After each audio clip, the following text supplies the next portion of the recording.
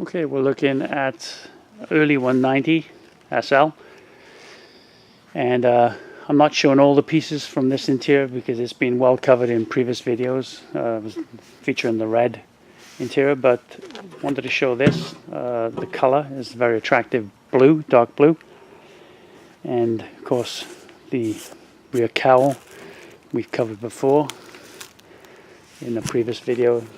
You can see how it's the skive leather, very important on these tabs. It's impossible to get this look with non-skive leather. Same goes for the dash. Look how beautifully it's wrapped, just like it's powder coated on. It's absolutely perfect, as you can see. Getting these crisp lines impossible without skive leather. And see the end, D-shaped, no wrinkles, no puckers. So the early wood cappings, of course, have all been restored and fixed.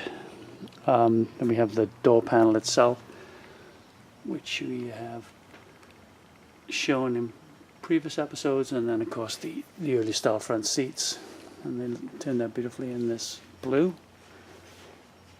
And so those look great.